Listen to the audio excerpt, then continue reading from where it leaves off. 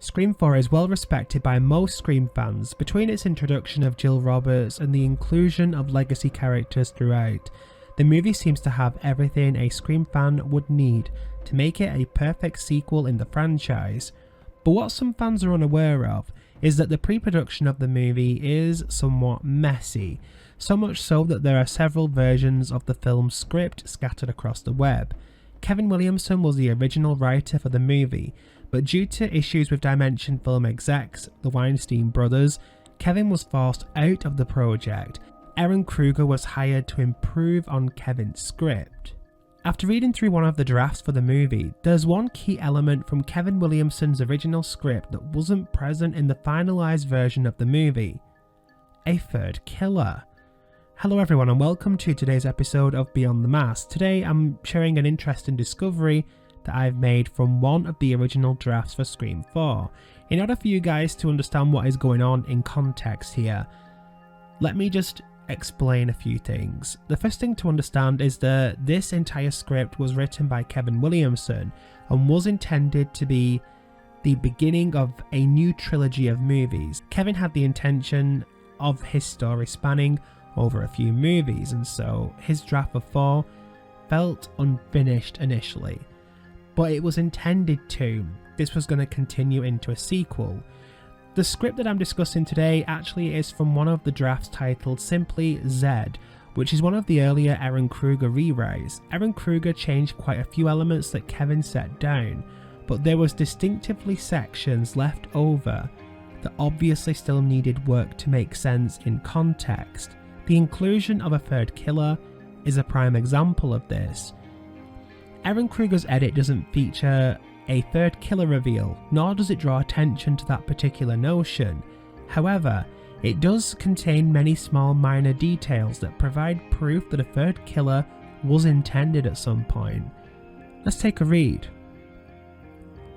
Charlie stands just outside the glass doors. He pleads with them while Sydney dials her cell phone. She's calling Jill, but there's no answer. Charlie, come on, open up. He beats on the glass window, his face is panicked. Kirby, go away, Charlie. Charlie, hurry, we need to go. Kirby is freaking out, she fights back her emotion. Just then, Kirby and Sydney see Ghostface appear behind Charlie. She realises she was wrong. Sydney, watch out! Charlie turns just as the knife strikes. He ducks, races away, back into the yard. The Ghostface goes after him, and they disappear from view. Kirby moves to the next window and just misses them. The windows of the room only face the side yard, and she goes into the next room. It's a small bedroom that opens up into the whole backyard. 2 huge glass doors look out onto the yard and pool. Suddenly, the lights go out. The backyard is plunged into darkness. Shit, what now? In Kirby's bedroom, Jill sits on the bed. She hears a noise from the hallway and she goes to the door and opens it. Peeks out. She sees a shadow dance across the wall. She steps into the upstairs landing. Jill moves down the hall. There's an open doorway at the end. Jill goes to it.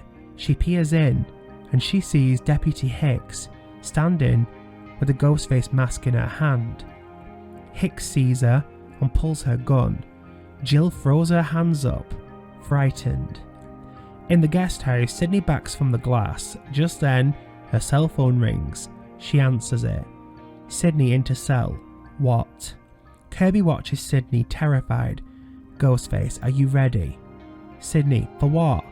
Ghostface, to play a game. Sydney turns angry. I'm not playing, asshole.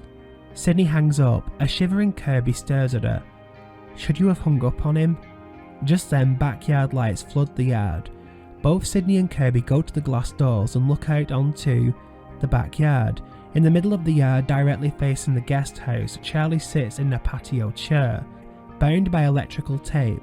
It covers his mouth, his arms and legs. He struggles to free himself, ripping and pulling, but it's impossible. Do you guys spot the issue here? Let me just explain. Jill is situated in a separate scene with Judy Hicks during the Charlie/Kirby/Sydney interrogation scene.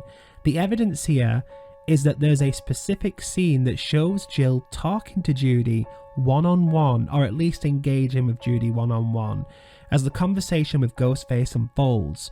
So as we return to the interrogation scene, Charlie is already tied up and the killer has engaged in conversation with Sydney. The question is, if Jill was with Judy, if Charlie was tied up, who was the killer that bound Charlie and spoke on the phone with Sydney and Kirby? It's obvious to me that this is an element from Kevin's original draft that was edited and cut somewhat. Remember, Kevin intended on Jill being followed and stalked in Scream 5 by a Ghostface who knew what she had done, who knew she'd set up the events of Scream 4, and who was now promising to expose her. This has to be the third killer, meaning that in context with the script, there was going to be 3 killers in Scream 4, which would have seen one escape justice and continue their reign of horror in Scream 5. You know, I can't help but be in awe of this idea. I always thought Kevin's vision for his trilogy sounded great. There are elements of it I'm not overly fond of, but a third killer hidden in the wings somewhat, only for whoever it was to come into play in a sequel, is something I've always wondered and kind of wanted for Scream. And it has been done in MTV's Scream, but the movies haven't had this incorporated yet. You can check out the full script in the description below, so be sure to give it a read. There's so many elements that were changed, you know, to what we saw on screen.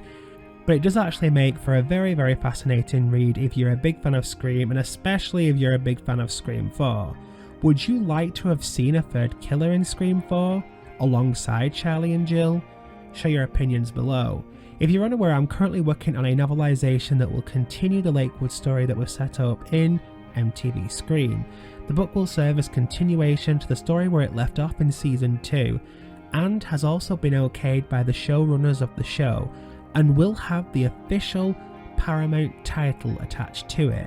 If you would like early access to the novel, then you can join my Patreon below, where I will be releasing chapters every month over there, so you guys will see how everything goes down before it hits Kindle next year.